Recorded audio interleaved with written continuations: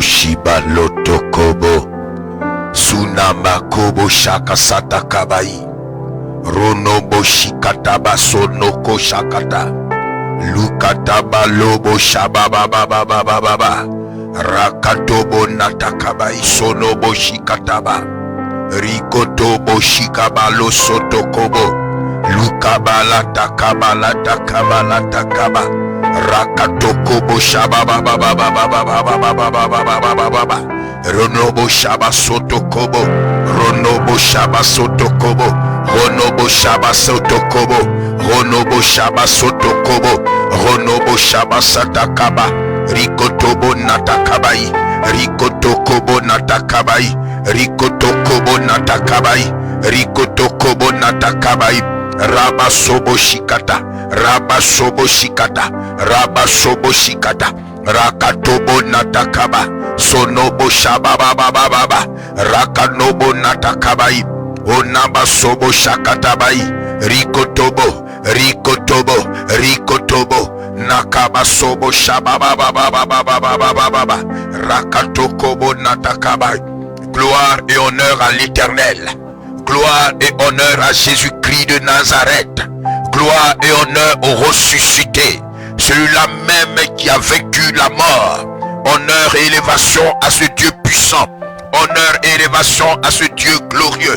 Celui-là qui nous donne d'être en vie. Celui-là qui nous donne d'être debout malgré les attaques de l'ennemi, malgré l'organisation satanique et démoniaque contre nos maisons, contre nos vies, contre nos enfants, contre nos maris, contre nos femmes.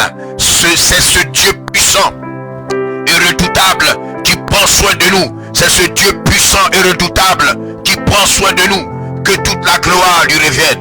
Que toute la gloire lui revienne. Que toute la gloire lui revienne. Le Dieu vivant, le Dieu éternel, le Dieu puissant, le Dieu puissant, le Dieu puissant. Que son nom soit glorifié.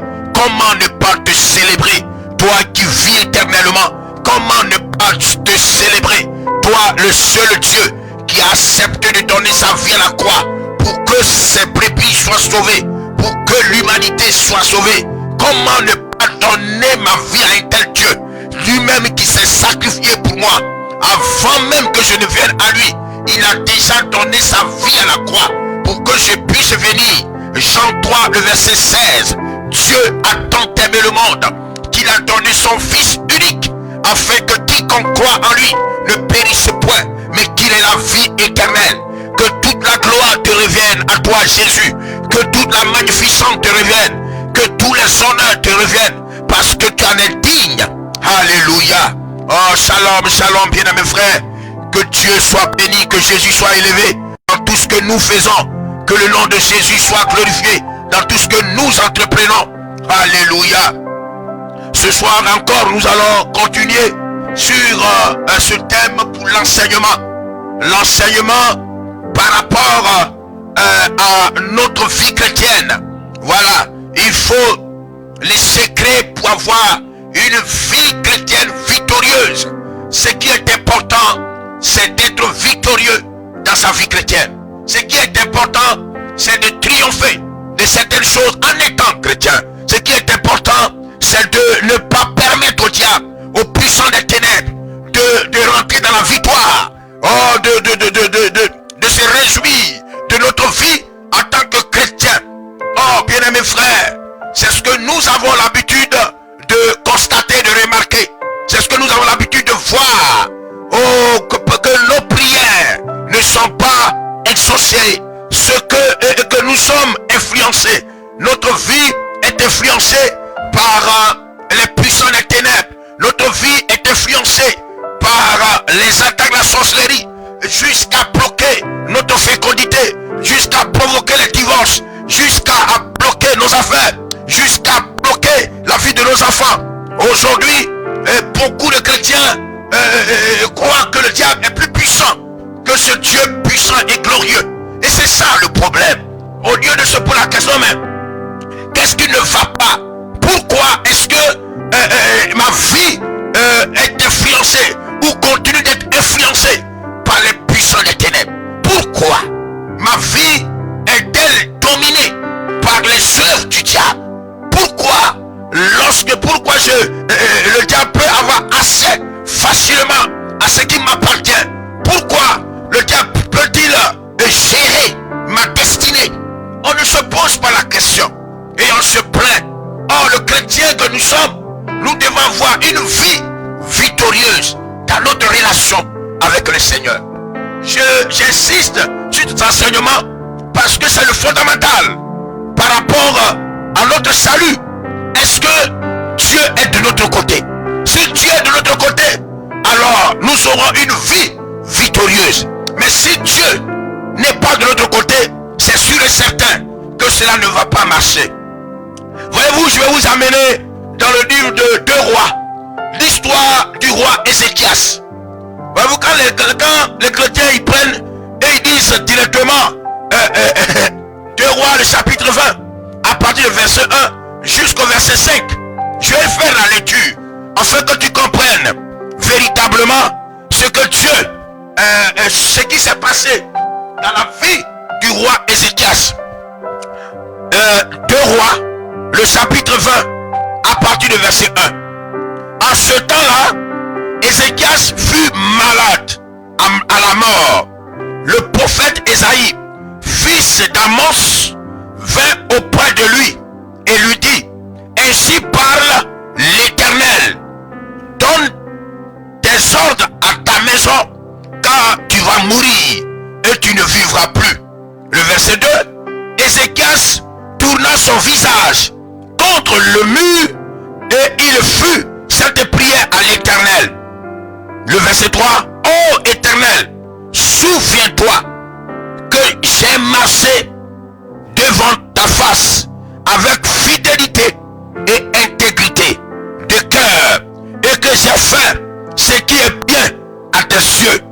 Et Ézéchias répandit d'abondantes larmes. Le verset 5, Ésaïe qui était sorti n'était pas encore dans la cour du milieu lorsque la parole de l'Éternel lui fut adressée en ces termes: retourne et dis à Ézéchias, chef de mon peuple, ainsi parle l'Éternel, le Dieu de David, ton père. J'ai entendu ta prière. J'ai entendu ta prière. J'ai vu tes larmes. Voici, je te guérirai. Le 3e jour, tu monteras à la maison de l'Éternel. La suite, c'est que le roi Ézéchias fut guéri. Il fut guéri parce que Dieu venait d'ordonner que ce roi-là devait être guéri. Voyez-vous, bien aimés frères, lorsque nous sautons sur ces passages-là, et que lorsque nous traversons les situations, on commence à prier, on commence à pleurer, bien aimé, on peut s'attendre que Dieu exauce nos prières. Non, Dieu est un Dieu de principe. Il n'a pas répondu à la prière du roi Ézéchias parce qu'il a pleuré, parce qu'il a coulé les larmes en abondance. Non, frère, quelque chose s'est passé auparavant. Qu'est-ce qui s'est passé avec Dieu, ou qu'est-ce qui se passe avec Dieu maintenant pour que ta prière soit exaucée? C'est important que tu le saches. Et c'est ça qu'on ne comprend pas. On pense que tous les passages bibliques s'appliquent automatiquement à nous parce que nous fréquentons une communauté chrétienne, parce que nous avons une carte de baptême, parce que nous avons une carte de fidélité ou une carte de membre ou de fidélité à fréquenter une église. Non, frère, Dieu ne nous exauce pas parce que nous avons une carte de membre d'une église. Dieu ne nous exauce pas parce que nous avons une carte de baptême. Dieu ne nous exauce pas parce que nous avons une carte de fidélité dans plusieurs églises. Mais Dieu nous exauce par rapport à notre relation. C'est ça que le problème. Dieu n'a pas exaucé le roi Ézéchias parce qu'il a pleuré. Les gens croient que c'est en priant fort, en réveillant tous les voisins du quartier par leur prière qu'ils vont être exaucés. Frère, ce n'est pas vrai. Oui, c'est vrai que la tonalité, par exemple, de la voix de la prière est importante. La Bible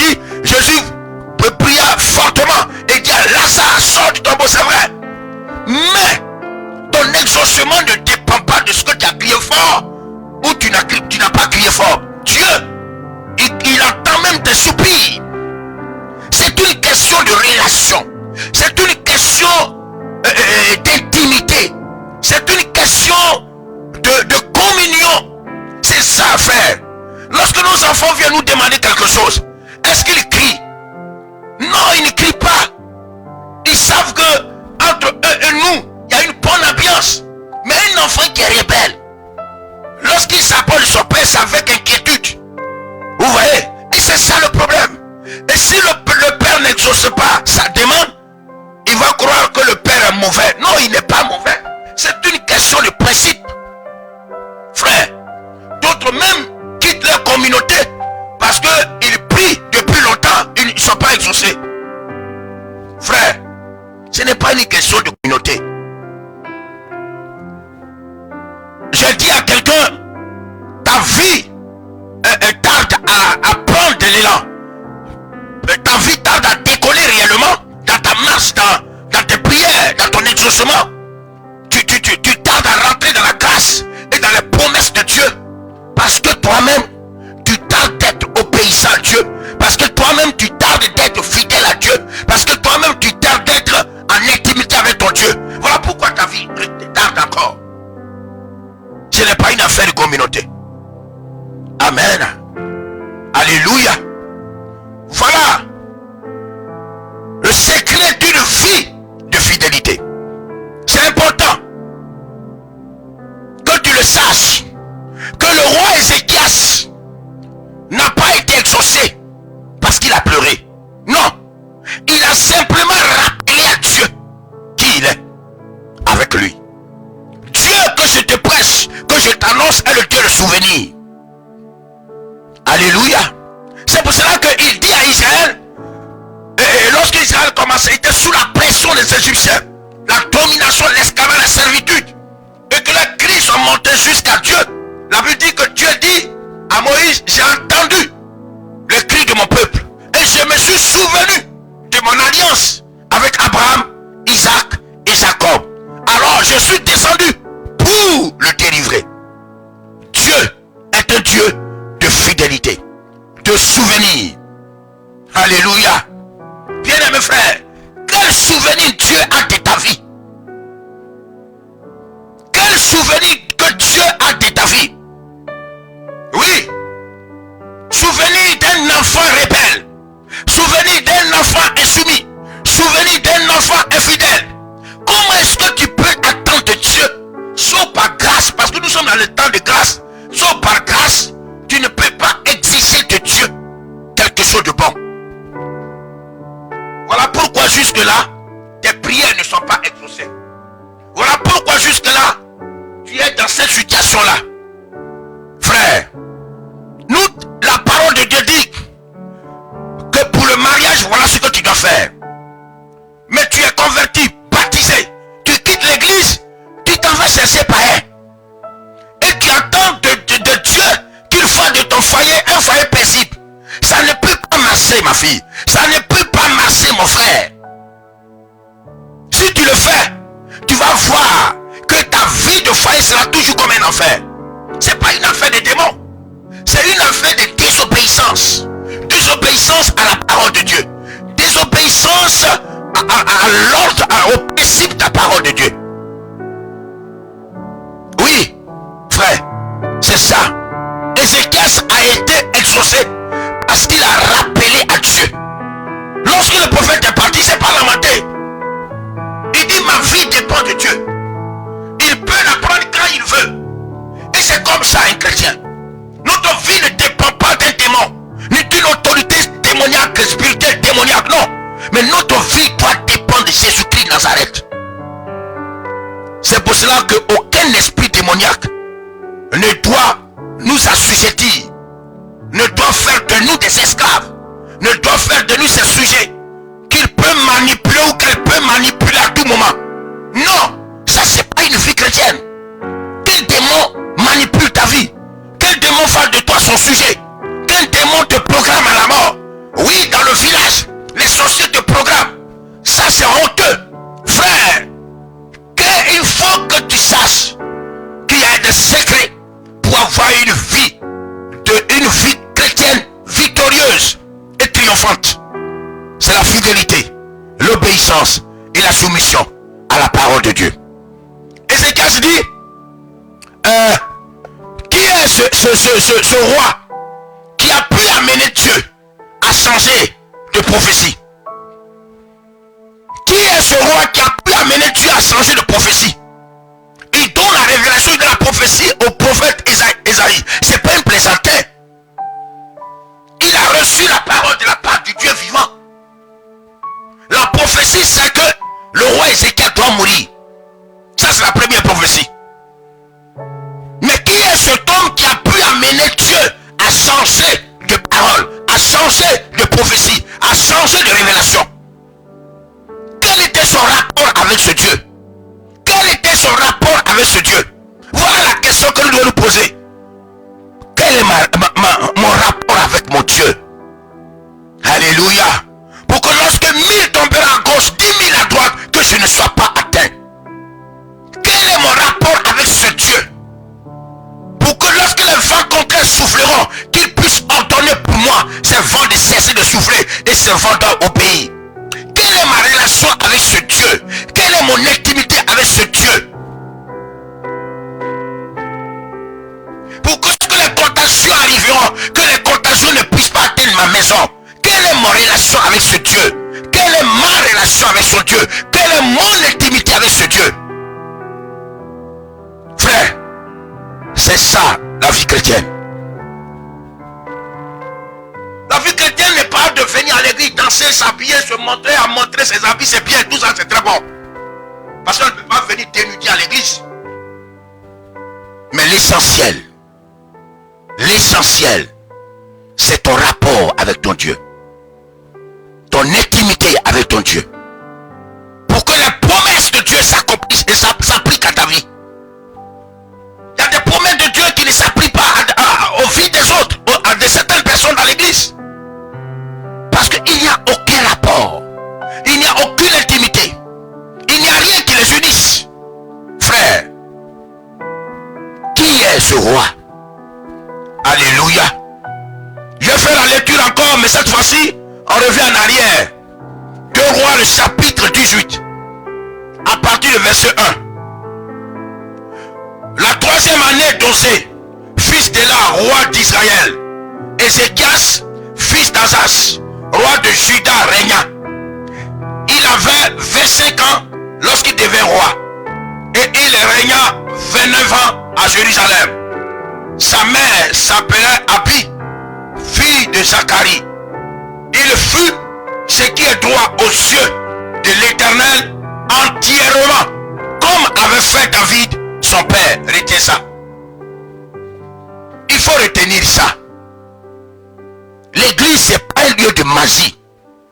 L'église, c'est pas un lieu d'occultisme. L'église, c'est pas un lieu de sorcellerie. L'église, c'est le temple de Dieu. C'est la maison de Dieu. La Bible dit que nous sommes le corps du Christ. Vous comprenez? Les gens croient qu'on peut se comporter comme on veut, vivre comme on veut et attendre de Dieu des choses extraordinaires. Ce n'est pas possible. Sauf si tu te trouves dans un endroit de fétichisme, un endroit de sorcellerie. Mais s'il s'agit du Dieu d'Israël, s'il s'agit du Dieu créateur des cieux et de la terre, qui vit dans sa parole pour l'exécuter, si tu n'obéis pas à ses principes, si tu n'obéis pas à sa parole, attends-toi qu'il ne réponde pas à tes prières. Attends-toi qu'il ne t'exauce pas. Attends-toi qu'il ne t'exauce pas. C'est le lieu où les fétiches, les gens faisaient fétiches, tu peux vivre dans l'adultère, vivre dans l'épilité, et puis tu vas avoir tes miracles. Tes miracles sont avec des démons. Mais pour ce qui est du Dieu vivant, le Dieu de la sainteté, lui-même qui s'appelle sainteté, il ne peut pas te faire ça. Serait-il en train de se contredire? Quel est cet homme qui a pu amener Dieu à changer de position? La Bible dit, il fit ce qui est droit aux yeux de l'Éternel entièrement comme avait fait David.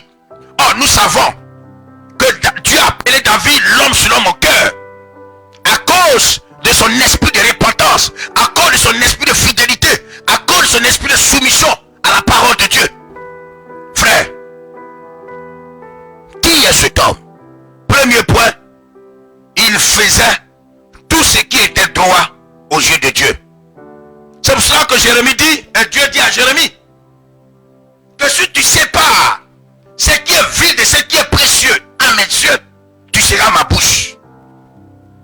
C'est ça.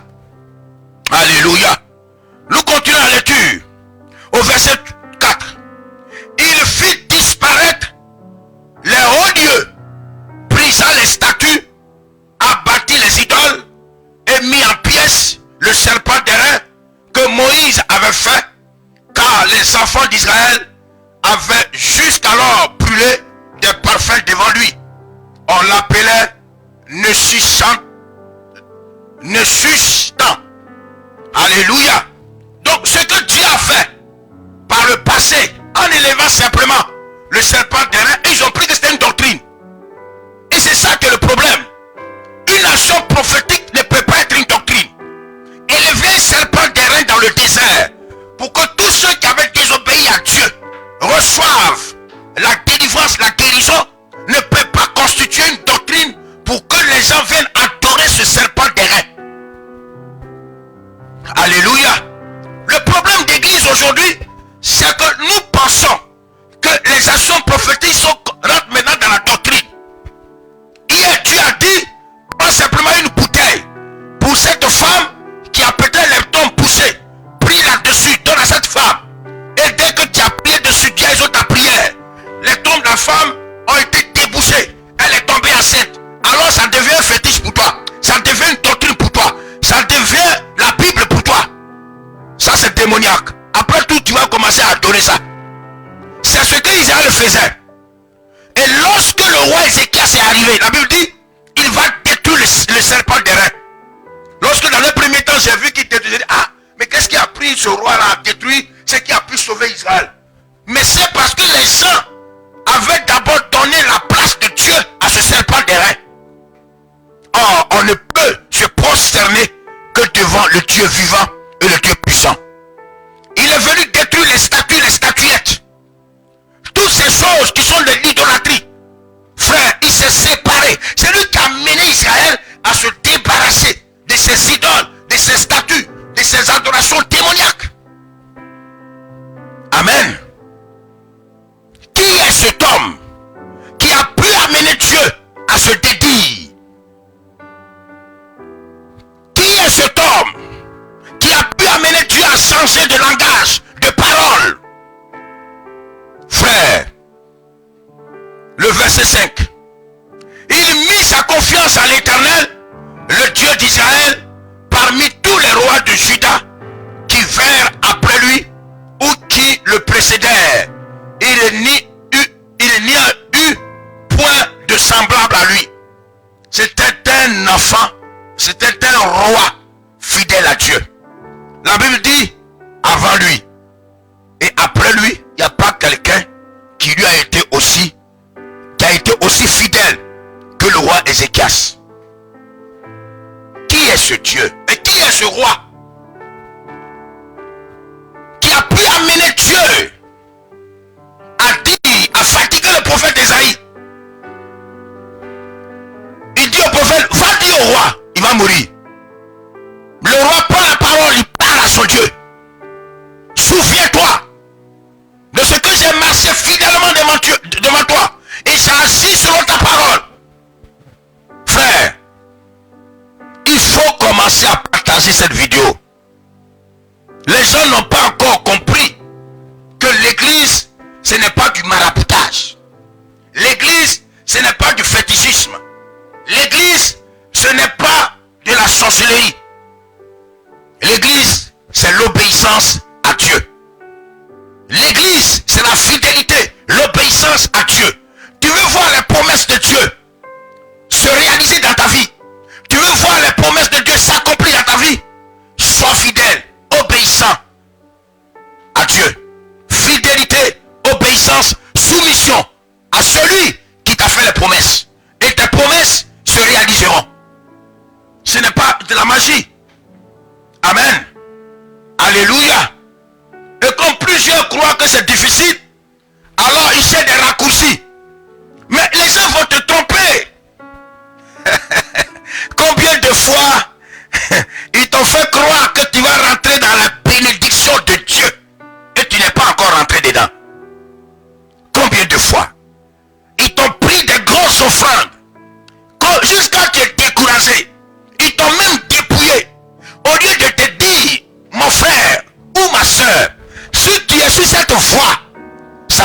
t'exaucera pas pour toi. Dieu ne t'exaucera pas. Ils t'ont pas dit ça. Ils t'ont fait croire, pose telle action prophétique. Fais ceci, fais cela, envoie telle offrande, renverse-toi, revois te laver. Tout ça c'est la fatigue. L'obéissance vaut mieux que le sacrifice. Tout ce que tu es en train de faire là, c'est ce qu'on appelle les sacrifices. Mais les sacrifices improductifs. Pourquoi? Parce que tu n'as aucune relation avec Dieu. L'obéissance vaut mieux que le sacrifice. Bien-aimé, il faut que tu le comprennes. L'obéissance vaut mieux que le sacrifice. Le roi Ézéchias a été tout le temps obéissant à la parole de Dieu. Si nous allons dans la profondeur de la parole, vous allez voir que c'est lui qui va réparer les portes du temple de Jérusalem. Lorsqu'il arrive, il répare les portes du temple de Jérusalem, il remet comment on appelle ça, la classe des sacrificateurs en place, et il renouvelle les sacerdoces. Bien aimé, donc il rétablit les sacrificateurs dans leur service, il rétablit les centres dans leur service, il répare tout ce qui était endommagé, gâté dans le temple. Frère, voici un serviteur de Dieu. Amen. Alléluia. Alléluia. Et la Bible dit, il fut attaché à l'Éternel, le verset 5, le verset 6, et il ne se détourna point de lui, et il observa les commandements que l'Éternel avait prescrits à Moïse. Comme tu as dit à Josué, ne t'éloigne pas de la loi, ni à gauche ni à droite, mais reste attaché à la loi. Le roi Ézéchias du moins est resté attaché à l'Éternel. Dieu a dit à Jérémie, lorsque Jérémie se plaignait, se lamentait pour le peuple d'Israël, Dieu lui a dit, si tu te rattaches à moi, si tu restes attaché à ma personne, je t'écouterai, je te répondrai, je t'exaucerai et j'agirai en ta faveur. Voilà l'attitude que nous avons. C'est un secret pour pouvoir être un chrétien victorieux. Oui. Pour que lorsqu'il t'arrive de marcher sur les scorpions et toute la puissance du monde, du diable, que rien ne t'arrive. Il faut que tu sois victorieux. Mais pour que tu en arrives là, voici quelques-uns des secrets. Être attaché à Dieu. Faire ce qui est agréable à Dieu. Être obéissant, fidèle à Dieu. Oui. Le chrétien il prend, oh, je marcherai sur les scorpions, les puissants des ténèbres. Même scorpions, même cafards, ils ont peur des cafards. Chrétien a peur des cafards. Cafards. Parce que, et même, non, vraiment. Quel type de chrétien avons-nous aujourd'hui? Qui ont même peur des cafards, des salamandres, scorpions, tous ces insectes qu'on peut écraser facilement sous nos souliers. On a peur. Parce que notre relation avec Dieu n'est pas bien, n'est pas bonne. Parce qu'on n'est pas rattaché à Dieu. Nous ne sommes plus des chrétiens de victoire. Nous ne sommes plus des chrétiens qui ont une vie victorieuse, qui peut marcher sur les scorpions, les serpents, et toute la principauté, tous les pouvoirs, la puissance des ténèbres. Non, on ne peut plus. À cause de notre fidélité. Dieu n'a pas changé. C'est nous qui avons changé notre façon de nous approcher de lui. Et ce soir, le Seigneur me dit que tu peux avoir une vie victorieuse. Comme le roi Ézéchias, pour qui Dieu s'est dédié. Dieu peut se dédier pour toi. Oui, c'est possible, frère. S'il l'a fait dans le passé, il est encore capable de le faire. Nous qui sommes même sous la grâce, nous avons plus de grâce que ceux qui étaient sous la loi. Mais il a fait pour ceux qui étaient sous la loi. Et à plus forte raison, nous qui sommes sous la grâce. Frère, il est capable de le faire.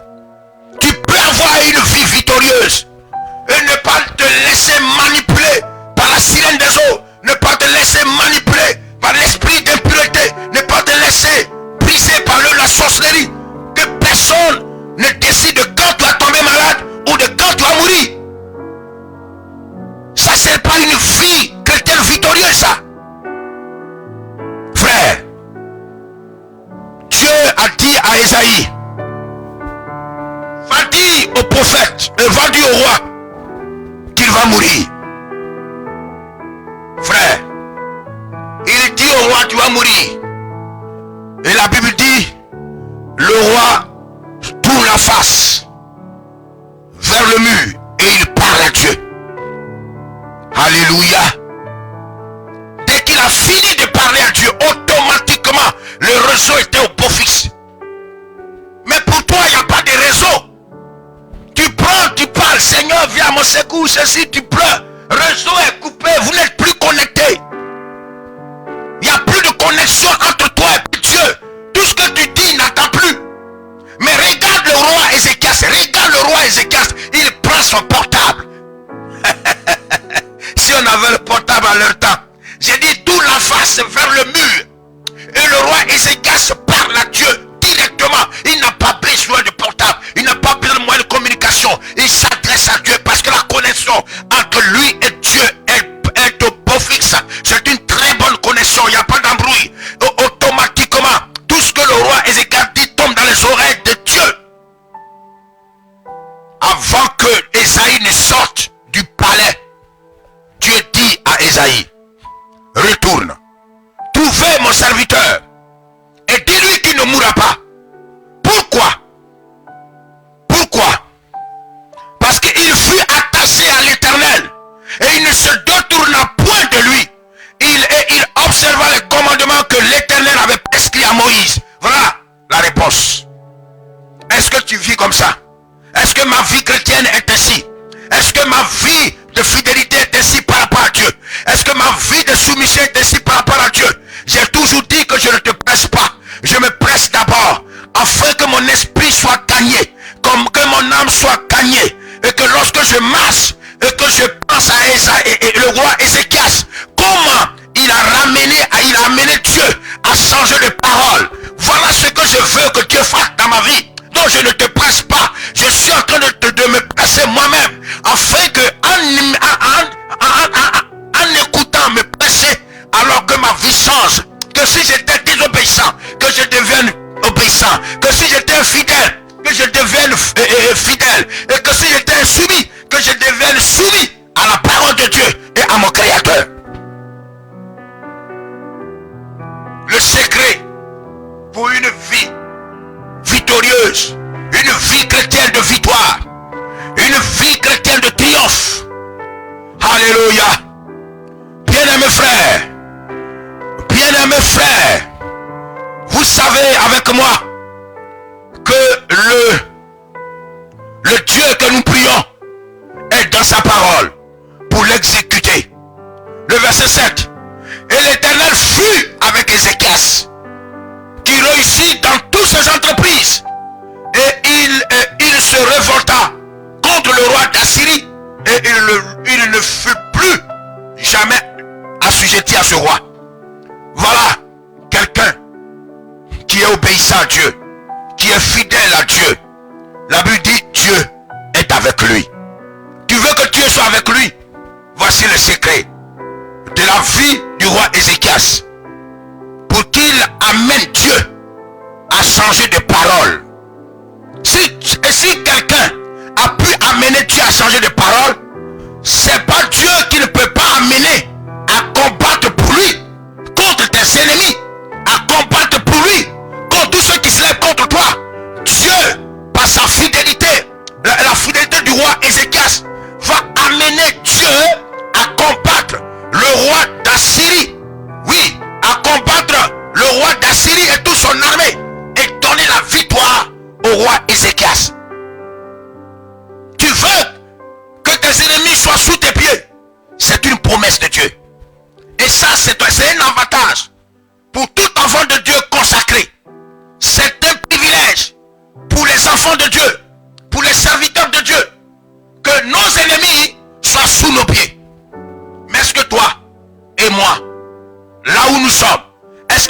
ennemis sont sous nos pieds. N'est-ce pas eux qui nous dominent? N'est-ce pas eux qui bloquent nos affaires? N'est-ce pas eux qui nous ont des maladies? N'est-ce pas eux qui nous attaquent? N'est-ce pas eux qui apportent le cauchemar dans notre vie? N'est-ce pas eux qui attaquent nos finances? N'est-ce pas eux qui attaquent nos commerces? N'est-ce pas eux qui attaquent nos entreprises? Mais où est la vie chrétienne victorieuse? Oh, Dieu nous a fait la promesse que nos ennemis seront sous nos pieds. Frère, mais est-ce que cette promesse se réalise dans ma vie? Se réalise dans ta vie? Si tel n'est pas le cas, réveillons-nous. N'accusons personne. N'accusons personne. Vous savez, j'ai toujours dit que celui qui refuse de s'accuser soi-même n'est pas prêt pour le changement. N'est pas prêt pour un nouveau départ. On te dit que ce que tu fais n'est pas bien. Et au lieu de saisir ça, toi tu commences à accuser les gens. Tu commences à accuser ton église. Tu commences à accuser ton pasteur. Comme si ta vie chrétienne et la vie chrétienne de l'homme de Dieu était une vie jumelle. Même les jumeaux, chacun a sa vie chrétienne. Alléluia. Oui, l'Éternel fut avec le roi Ézéchias. Et il lui donna la victoire sur l'armée du roi d'Assyrie. Ce qui faisait qu'il n'avait plus peur de lui. Alléluia. Oh, celui qui est avec Jésus n'a plus peur des puissants ténèbres. Mais toi, tu dis que tu es avec Jésus. Je dis que je suis avec Jésus. Et j'ai encore peur. Ou nous avons encore peur des puissants des ténèbres. Nous avons encore peur des sorciers. Nous avons encore peur des gens des marabouts, des occultistes. Non. Frère, sois sérieux. Ce Dieu n'est pas un Dieu banal. N'est pas un chiffon. Oui. Si toi tu veux avoir une vie de chiffon, tant pis pour toi. Mais ne mêle pas ta vie de chiffon à la vie glorieuse de notre Dieu qui a pu vaincre le diable à la croix et qui nous donne la victoire de marcher sur les scorpions, les serpents et toutes les puissances, l'autorité du monde, et rien ne peut nous arriver. Frère, voilà le secret. Le secret de la victoire du roi Ézéchias contre les Philistins. Le verset 8, il dit, il battit les Philistins jusqu'à Gaza et ravageait leur territoire depuis les tours des gardes jusqu'aux villes fortes. Tu vois, voilà une bonne relation avec Dieu nous donne la victoire. La victoire sur nos ennemis, la victoire sur ces femmes et ces hommes qui nous attaquent constamment, sur ces organisations ténébreuses qui ne veulent pas que nous allions devant. Nous pouvons avoir la victoire. C'est dans le secret que Dieu met le combat.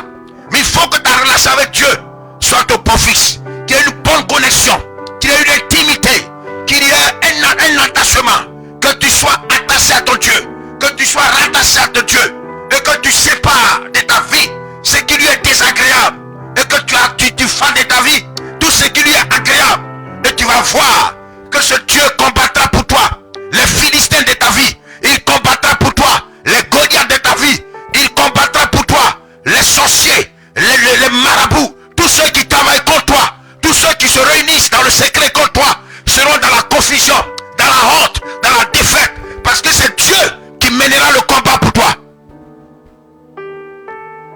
Le secret pour une vie chrétienne victorieuse.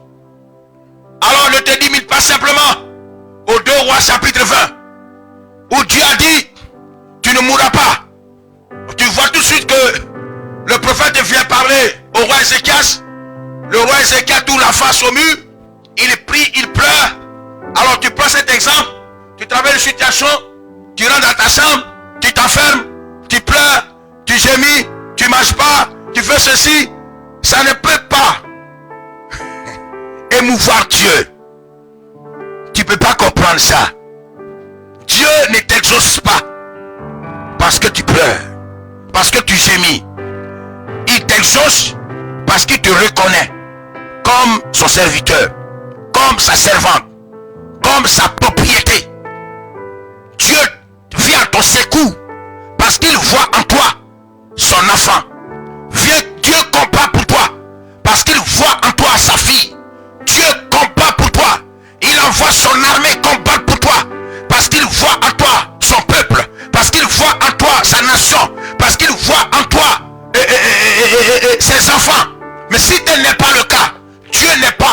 de se déranger pour venir à ton secours, pourquoi le ferait-il? C'est pour cela que nous devons nous attacher à Dieu, comme le roi Ézéchias. Cet enseignement est important. Je sais que plusieurs n'aiment pas les enseignements. C'est vrai. Plusieurs n'aiment pas. Ça c'est vrai. Mais les enseignements, la parole est une lampe à nos pieds. La parole que nous écoutons nous empêche de tomber dans des trous que l'ennemi a creusés pour nous. Donc c'est une lampe à nos pieds. Profitons de cette lampe qui nous éclaire et avançons avec le Seigneur. C'est important, frère. C'est très très très important. Dieu exhorte toujours ceux qui le craignent. Dieu exhorte toujours ceux qui lui sont soumis et fidèles. Dieu n'abandonne jamais ceux qui lui sont soumis, fidèles et obéissants. Non, frère. C'est pour cela que j'exhorte chacun de nous à être fidèle à Dieu, à être soumis à Dieu, à marcher sur la parole de Dieu, à dépendre de Dieu. J'exhorte chacun de nous à avoir une vie chrétienne victorieuse. Donnons gloire à Dieu de par notre vie. Donnons gloire à notre Seigneur Jésus, ressuscité de par la qualité de notre vie spirituelle, de par l'influence, l'impact de notre vie chrétienne. Oui, donnons gloire à ce Dieu merveilleux, à ce Dieu puissant. Si tu m'as écouté, commence à partager cette vidéo. C'est important de partager cette vidéo. C'est vraiment important de sauver, d'aider quelqu'un à comprendre que pour que Dieu l'exauce, pour qu'il ait une vie chrétienne victorieuse, il doit obéir ou respecter certains principes bibliques que j'appelais les secrets d'une vie victorieuse, une vie chrétienne victorieuse. Et que ce n'est pas de la magie, que ce n'est pas du fétichisme, ni du maraboutage, mais c'est une question de principe. Et une question de principe. Ce principe-là, Dieu l'avait déjà donné à Josué. Après la mort de Moïse, il a dit à Josué, tu as vu comment j'ai veillé sur Moïse. Moïse a triomphé de Pharaon. Par Moïse, j'ai détruit toute l'armée d'élite de Pharaon, y compris lui-même. Et par Moïse, vous avez traversé la mer Rouge. Tu as vu comment? Parce que cet homme-là était fidèle à ma parole, à la loi que je lui avais donnée pour le peuple. Il marchait selon sa parole. Alors toi, Josué, si tu veux que je veille sur toi, comme j'ai veillé sur Moïse, voilà l'attitude à tenir. Que la parole de Dieu ne s'éloigne jamais de toi, ni à gauche, ni à droite, mais reste fidèle à la parole de Dieu. Mets ta confiance en moi. Continue d'observer ces paroles. Et tu verras. Je combattrai pour toi. Là où fileront les plans de tes pieds, je te donnerai cela en possession. Bien-aimé, Josué a obéi. Et Josué est rentré dans une prospérité spirituelle qui lui a donné la victoire. Ce que Dieu nous demande, c'est la prospérité spirituelle qui nous donnera forcément le succès, la réussite dans nos entreprises, dans tout ce que nous allons entreprendre. Le succès et la réussite nous accompagneront parce que Dieu l'aura déjà ordonné. Il a dit pour nous, et ça c'est encore la parole de Dieu, et ça c'est un privilège pour toi et pour moi. Il dit, j'ordonnerai pour toi la bénédiction de te suivre et la bénédiction te suivra. Voyez-vous, tu n'as pas à faire d'effort. Seulement, reste fidèle, obéissant à Dieu. Laisse Dieu assis à ta place. C'est lui qui ordonnera la bénédiction de te suivre et te suivra. Aujourd'hui, les chrétiens nous courons partout de gauche à droite. C'est la bénédiction. On dit c'est ici, la bénédiction est ici. C'est ici, les déblocages sont ici. C'est ici. Et on n'a même plus d'église. On n'a même plus d'identité spirituelle. On n'a même plus d'identité spirituelle. Partout, là où, forcément, où justement, le nom de Dieu est prononcé, on est là. Et c'est ça aujourd'hui qui pose un problème. Et nous n'avons pas de résultat. Quelque chose que tu fais, il n'y a pas de résultat, il faut quitter dans ça. Ça fait 10 ans. Tu cours de pasteur à pasteur sans changer ta relation avec Dieu. Tu n'as aucun changer, ma fille. Pardon. Il faut changer, mon fils. Tu as fait 10 ans, 5 ans. Tu es dans ça. Il y a un grand prophète ici, tu cours. Il y a un grand évangéliste, tu cours. Il y a une grande croissance, tu cours. Oh, ta vie n'a pas changé. C'est l'église que tu changes. Mais toi-même, ta vie là, n'a pas encore changé. Mais comme tu changes d'église et que ta vie n'a pas changé, oh Dieu ne regarde que nos vies. Alors c'est pour ça que ta vie est ainsi. Depuis 10 ans, elle est comme ça. Elle ne change pas. Parce que toi-même, tu n'as pas encore changé. C'est l'église qui a changé. C'est le bâtiment qui a changé. C'est le dénominateur qui a changé. Mais toi-même, tu n'as pas encore changé. Si tu veux, change toutes les églises du monde. Mais si tu ne changes pas ton rapport avec Dieu, ta relation avec Dieu, ta communion avec Dieu, ton intimité avec Dieu, ta vie restera telle. Alléluia. Je suis en train de te choquer, mais je dis la réalité. J'ai toujours dit à l'église, je préfère te dire la vérité. Pour que lorsqu'on va se croiser dans la rue, même si tu quittes l'église, quand on se croise dans la rue, que tu dis, ah, le prophète Jérémie m'avait dit la vérité, mais je n'ai pas suivi. Tu vois, c'est ça. Mais si je te mens pour dire que non, poster l'action prophétique, alors que tu sais que c'est un adultère, un impudique, quelqu'un qui est à la fois à l'église, mais qui a des marabouts, des féticheurs, poster l'action prophétique, il pose l'action prophétique, il donne 2 millions, 3 millions, 15 millions, 5 millions, 50 millions pour ceux qui sont gourmands, ainsi de suite. La vie de la personne ne change pas. Celui qui va prendre ton nom demain pour dire que tu l'as trahi, tu l'as escroqué, parce que tu n'as pas dit la vérité. Effectivement, tu l'as escroqué. Tu savais bien que si c'est pas fétiche ni maraboutage, il ne peut pas être béni. Dans cette vie de péché, dans cette vie d'abomination à l'égard de Dieu, il ne peut pas être exaucé par Dieu, le créateur des cieux, le Dieu de la sainteté. Tu le savais bien. Tu n'as pas dit la vérité. Si tu prends de toi comme un escroc, il a raison. Frère, disons la vérité à nos enfants spirituels. Oui, même si ça peut les amener à quitter l'église, laissons-les partir de l'église. Mais disons-le tout court. Frère, répands-toi. Ce que tu as aujourd'hui là, Dieu peut t'en donner davantage. Si tu te répands, tu seras une source de bénédiction. Tu vas pas bénir, c'est toi qui vas bénir la famille. Dis-lui la vérité. Mais s'il reste dans ça, sa vie sera gérée par les puissants des ténèbres. Il risque de blesser sa vie dedans. Dis-lui ça. S'il te quitte, vous allez vous rencontrer un jour. Celui qui t'a appelé pourvoira tes besoins. Les secrets d'une vie chrétienne victorieuse. Que Dieu te bénisse et te bénisse abondamment.